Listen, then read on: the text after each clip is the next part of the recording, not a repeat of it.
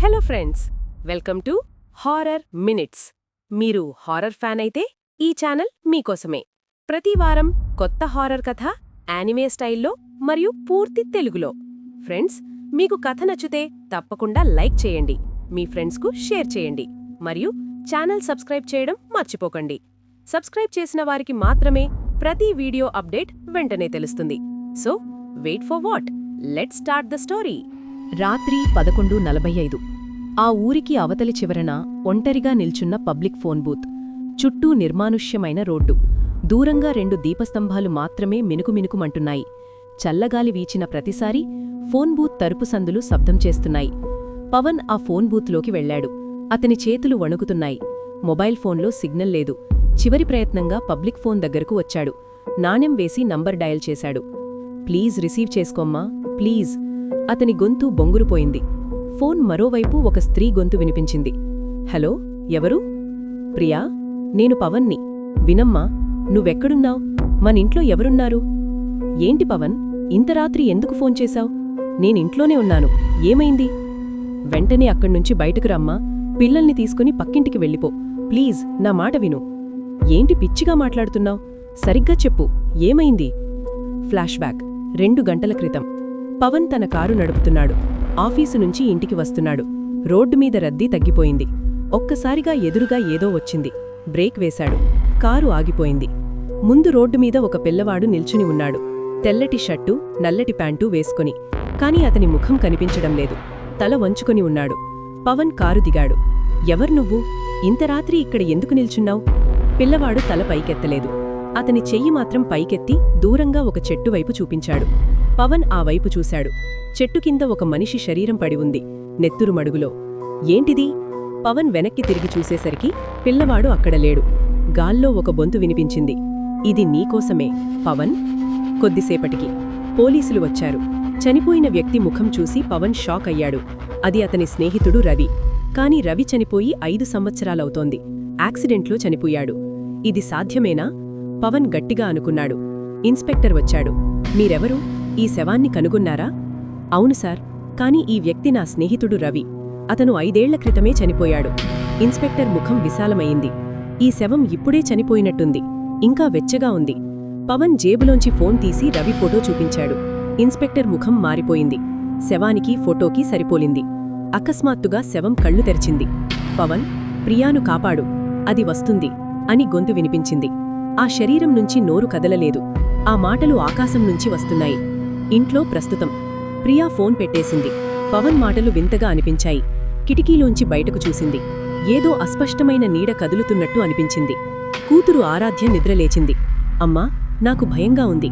ఎవరో పేరు పెట్టి పిలుస్తున్నారు. ప్రియా గుండె దడదడలాడింది. ఎవరమ్మా పిలుస్తున్నారు?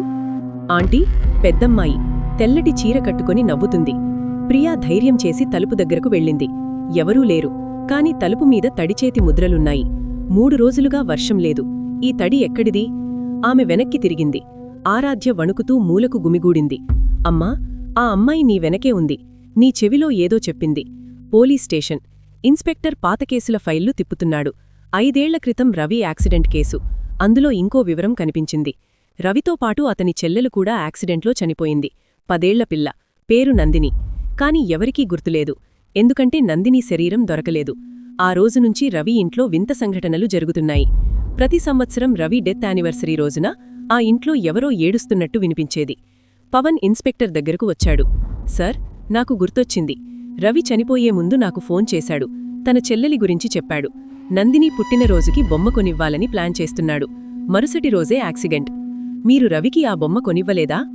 లేదు సార్, నేను ఆఫీసు పనిలో బిజీగా ఉన్నాను. రవి ఫోన్ ఎత్తలేదు. మరుసటి రోజు అతను చనిపోయాడు. ఇన్స్పెక్టర్ ముఖం తీవ్రమయింది. అంటే నందినికి తన పుట్టినరోజు బొమ్మ దొరకలేదు. ఆమె ఇప్పటికీ ఎదురుచూస్తోందుందా? ప్రియా ఇంట్లో. విద్యుత్ సరఫరా నిలిచిపోయింది. కొవ్వొత్తి వెలుగులో ఇల్లు భయానకంగా కనిపించింది. నీడలు కదులుతున్నాయి. ఆరాధ్య తన బొమ్మను గట్టిగా పట్టుకుంది. అమ్మా, నా బొమ్మ చూడాలని అడుగుతోంది. ప్రియాకు ఒక్కసారిగా ఒక ఆలోచన వచ్చింది. రవి గురించి, తన చెల్లెలి గురించి పవన్ చెప్పింది గుర్తొచ్చింది. ఆరాధ్య, నువ్వు ఆ అమ్మాయికి నీ బొమ్మ ఇవ్వాలనుకుంటున్నావా? ఆమెకి పుట్టినరోజు బహుమతి కావాలి. ఆరాధ్య తల ఊపింది. తన చేతిలోని బొమ్మను గాలిలోకి ఎత్తింది. గాలి వేగంగా వీచింది. కిటికీలు తెరుచుకున్నాయి. ఒక చిన్న పిల్ల నీడ ఆ బొమ్మను తీసుకుంది. ఆమె కళ్లల్లో కన్నీళ్లు, కాని ఆమె నవ్వింది. నిజమైన నవ్వు. థాంక్యూ. ఇంతకాలం తర్వాత నాకు బొమ్మ దొరికింది. అన్నయ్య ఇవ్వలేదు కాని నీవిచ్చావు. నందిని ఆరాధ్య దగ్గరకు వచ్చింది. నేను పోవాలి. చాలా రోజులు ఇక్కడే ఉండిపోయాను, అన్నయ్య కోసం ఎదురుచూస్తూ. కాని అన్నయ్య వచ్చాడు. ఇప్పుడు మేమిద్దరం వెళుతున్నాం. నువ్వు ధైర్యంగా ఉండమ్మా. ఆమె ఆరాధ్య నుదిటిన ముద్దు పెట్టుకుంది. తరువాత ప్రియా వైపు చూసింది. మీ భర్తకు చెప్పండి, తప్పు తను చెయ్యలేదు. అన్నయ్యకు తను స్నేహితుడు. కాని ఒక మాట చెప్పండి, ఎప్పుడూ స్నేహితుల కోసం సమయం కేటాయించాలి. ఎందుకంటే రేపు ఉండదు. నందిని నెమ్మదిగా కాంతిగా మారింది. ఆమె చేతిలోని బొమ్మ కూడా అదృశ్యమైంది. గాలిలో ఒక చిన్న పిల్ల నవ్వు మాత్రమే మిగిలింది. విద్యుత్ వచ్చేసింది. ఇల్లు ప్రశాంతంగా అనిపించింది. కిటికీ బయట ఒక తండ్రి కూతుర్లు నడుస్తున్నట్టు నీడ కనిపించింది. మరుసటి రోజు ఉదయం పవన్ ఇంటికి వచ్చాడు. ప్రియా అతన్ని కౌగలించుకుంది. ఆరాధ్య నిద్రపోతోంది. ఏమైందో నాకు తెలుసు, ప్రియా చెప్పింది. నందిని వచ్చింది, వెళ్ళిపోయింది కూడా. పవన్ కళ్లల్లో నీరు. రవి నా స్నేహితుడు. అతనికి నేను సాయం చేయలేకపోయాను. అతని చెల్లెలికి ఆ బొమ్మ ఇవ్వలేకపోయాను. ఇప్పుడు ఇచ్చావు, మన ఆరాధ్య ద్వారా. ఇంతలో ఆరాధ్య నిద్రలేచింది. చేతిలో ఒక పాత ఫోటో ఉంది. అది రవి, నందిని ఫోటో. దాని వెనక ఏదో రాసి ఉంది.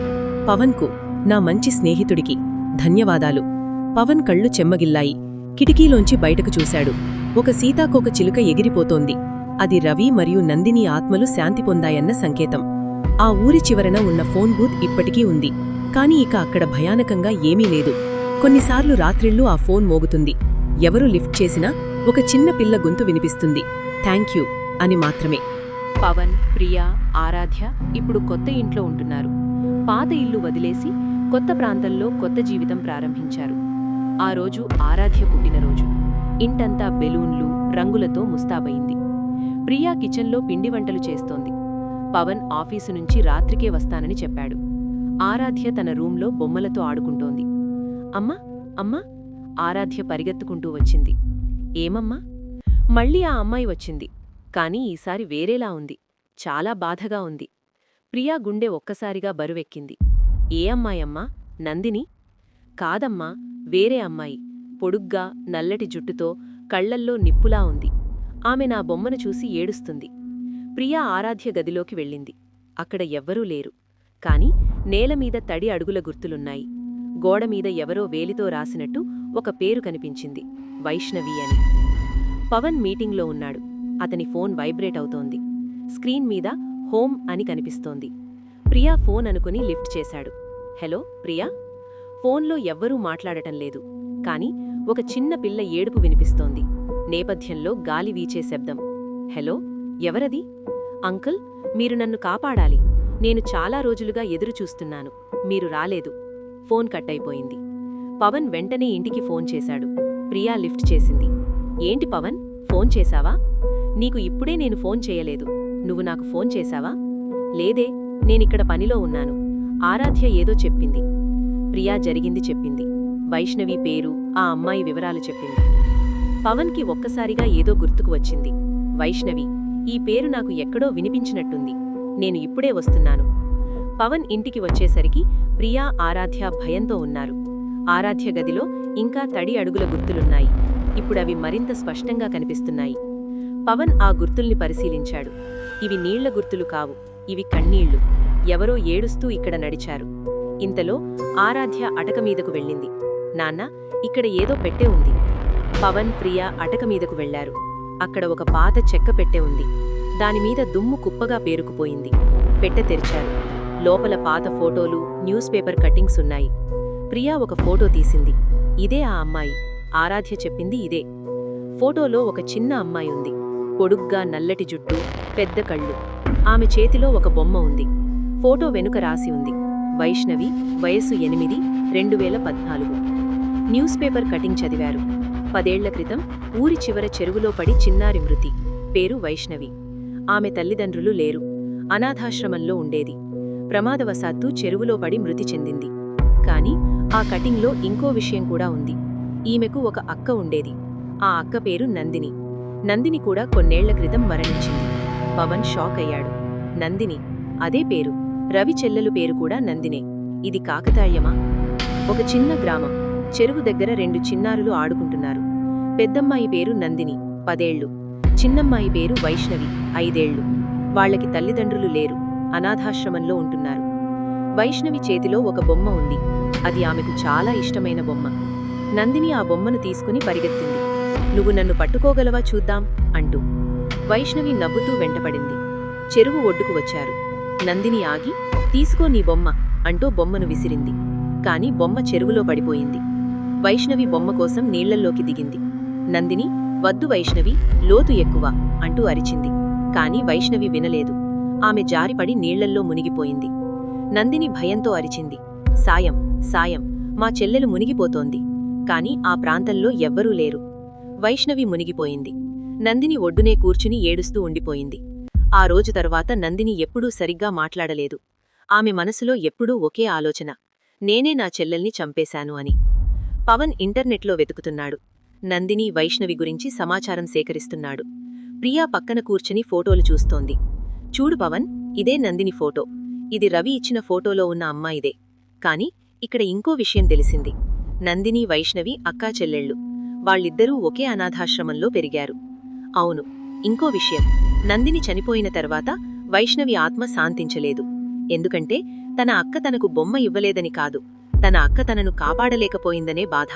కాని నందిని కూడా ఆ బాధతోనే చనిపోయింది. ఇప్పుడు మాకు శాంతి కావాలి. ఇంతలో ఆరాధ్య వచ్చింది. "నాన్న, ఆ అమ్మాయి మళ్ళీ వచ్చింది. ఈసారి ఆమెతో ఇంకో అమ్మాయి కూడా ఉంది, చిన్న అమ్మాయి." వాళ్ళిద్దరూ చేతులు పట్టుకుని నిల్చున్నారు. పవన్, ప్రియా ఆరాధ్య గదిలోకి వెళ్లారు. అక్కడ 2 నీడలు కనిపించాయి. ఒకటి నందిని, మరొకటి వైష్ణవి. వైష్ణవి చేతిలో ఆ బొమ్మ లేదు. వైష్ణవి గొంతు వినిపించింది, "అక్క నాకు బొమ్మ ఇవ్వలేదు కాబట్టి నేను బాధపడలేదు. అక్క నన్ను కాపాడలేకపోయిందని నాకు బాధ. కాని నందిని కూడా ఆ బాధతోనే చనిపోయింది. ఇప్పుడు మాకు శాంతి కావాలి." ఆరాధ్య మాట్లాడటం మొదలుపెట్టింది. కాని అది ఆమె గొంతు కాదు, వైష్ణవి గొంతు. "మేమిద్దరం ఇక్కడే ఉండిపోయాం. నేను చనిపోయినప్పుడు నా బొమ్మ నాతో లేదు. అందుకే నేనిక్కడే ఉండిపోయాను. అక్క నాకోసం వెతుకుతూ వచ్చింది. కాని మాకిద్దరికీ శాంతి లభించలేదు." ప్రియా ధైర్యం చేసి మాట్లాడింది. "మేము మీకు ఏం సాయం చెయ్యాలి? మా బొమ్మ. ఆ బొమ్మ చెరువులో పడిపోయింది. అది ఇప్పటికీ అక్కడే ఉంది. మీరు ఆ బొమ్మను తీసి మాకివ్వాలి. అప్పుడు మేం వెళ్ళిపోతాం. ఎప్పటికీ." పవన్, "ఏ చెరువు? ఎక్కడుంది?" "పాత ఊరిలో మీరు మొదట ఉన్న ఇంటికి దగ్గర్లో ఒక చెరువుంది. అక్కడే నేను మునిగిపోయాను. అక్కడే మా బొమ్మ ఉంది." ఆరాధ్య మాట్లాడటం ఆపేసింది. ఆమెకు ఏం జరిగిందో గుర్తులేదు. పవన్ నిర్ణయం తీసుకున్నాడు. మనం ఆ చెరువుకు వెళ్ళాలి. ఆ బొమ్మను తీసుకురావాలి. పవన్, ప్రియా, ఆరాధ్య ఆ చెరువు దగ్గరకు వచ్చారు. చుట్టూ చీకటి, నిశ్శబ్దం. నీళ్లు నల్లగా, లోతుగా కనిపిస్తున్నాయి. పవన్ టార్చ్ లైట్ తీసుకుని నీళ్లల్లోకి దిగాడు. నీళ్లు చల్లగా లేవు, వెచ్చగా ఉన్నాయి. అతను లోతుకు వెళుతున్న కొద్దీ ఏదో శక్తి అతన్ని లాగుతున్నట్టు అనిపించింది. చెరువు అడుగున ఏదో మెరిసింది. పవన్ ఆ వైపు ఈదాడు. అక్కడ ఒక పాత బొమ్మ ఉంది. బురదలో కూరుకుపోయి, కాని చెక్కు చెదరకుండా ఉంది. దాని కళ్ళు తెరిచి ఉన్నాయి. అవి నిజమైన కళ్లలా కనిపించాయి. పవన్ బొమ్మ తీయబోయేసరికి ఒక చెయ్యి అతని కాలును పట్టుకుంది. అది వైష్ణవి ఆత్మ. "థాంక్యూ అంకుల్, ఇప్పుడు నేను వెళ్ళిపోతాను." పవన్ బొమ్మ తీసుకుని పైకి వచ్చాడు. ఒడ్డున ప్రియా, ఆరాధ్య ఎదురు చూస్తున్నారు. బొమ్మ చేతిలోకి తీసుకున్నారు. అప్పుడు గాలిలో 2 నీడలు కనిపించాయి. నందిని, వైష్ణవి. వైష్ణవి తన బొమ్మను తీసుకుంది. ఆమె కళ్లల్లో సంతోషం. "అక్క, ఇప్పుడు మనం వెళ్ళిపోదామా?" నందిని నవ్వింది. "అవును చెల్లి, ఇప్పుడు మనం శాంతిగా వెళ్ళిపోవచ్చు." ఆమె పవన్ వైపు చూసింది. "మీకు ధన్యవాదాలు. మీరు మాకు సాయం చేశారు. ఇప్పుడు మేము వెళుతున్నాం, ఎప్పటికీ." నందిని, వైష్ణవి చేతులు పట్టుకుని నిల్చున్నారు. వైష్ణవి చేతిలో బొమ్మ. వారు నెమ్మదిగా కాంతిగా మారిపోతున్నారు. నందిని చివరిగా మాట్లాడింది. "పవన్ గారు, మీ స్నేహితుడు రవి నాకు అన్నయ్య లాంటివాడు. అతను నన్ను చూసుకున్నాడు. మీరు అతని మంచి స్నేహితుడు. అందుకే మిమ్మల్ని ఎంచుకున్నాం. ధన్యవాదాలు." వారు పూర్తిగా కాంతిలో కలిసిపోయారు. ఆ కాంతి కొన్ని క్షణాలు ఆ ప్రదేశాన్ని ప్రకాశవంతం చేసింది. తర్వాత అంతా సాధారణ స్థితికి వచ్చింది. ఆరాధ్య చేతిలోని బొమ్మ అదృశ్యమైంది. దాని స్థానంలో ఒక చిన్న రాయి ఉంది. దానిపై 2 పేర్లు చెక్కబడి ఉన్నాయి, నందిని, వైష్ణవి అని. ప్రియా ఆ రాయిని చేతిలోకి తీసుకుంది. ఇది వారి జ్ఞాపకం. సూర్యుడు ఉదయిస్తడం మొదలుపెట్టింది. చెరువు నీళ్లు స్వచ్ఛంగా, పారదర్శకంగా కనిపిస్తున్నాయి. ఇక అక్కడ భయానకం లేదు. పవన్ కుటుంబం మళ్లీ ఆ చెరువు దగ్గరకు వచ్చింది. ఇప్పుడు అక్కడ ఒక చిన్న మెమోరియల్ ఉంది.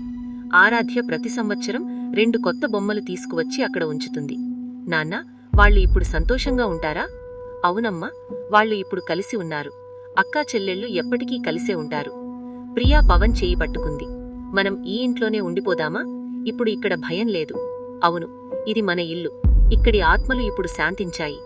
ఆరాధ్య చెరువు అంచున నిల్చున్నుంది. గాలిలో 2 సీతాకోక చిలుకలు ఎగిరి ఆమె చుట్టూ తిరిగి పైకి వెళ్ళిపోయాయి. ఆ చెరువు ఇప్పుడు ప్రశాంతంగా ఉంది. అక్కడికి వచ్చేవాళ్లు నీళ్లల్లో 2 చిన్నారులు ఆడుకుంటున్నట్టు కలలు కంటారు. కాని అది భయానకం కాదు, ఒక మధురమైన జ్ఞాపకం. పవన్కి ఇప్పుడు అర్థమైంది. కొన్ని ఆత్మలు శాంతి కోసం వేచి ఉంటాయి, కొన్ని ప్రేమ కోసం వేచి ఉంటాయి, కొన్ని తమ తప్పులు సరిచేసుకోవడానికి వేచి ఉంటాయి. నందిని, వైష్ణవి వేచి ఉన్నారు. ఎవరైనా తమ కథను వినేవరకు, ఎవరైనా తమను అర్థం చేసుకునే వరకు.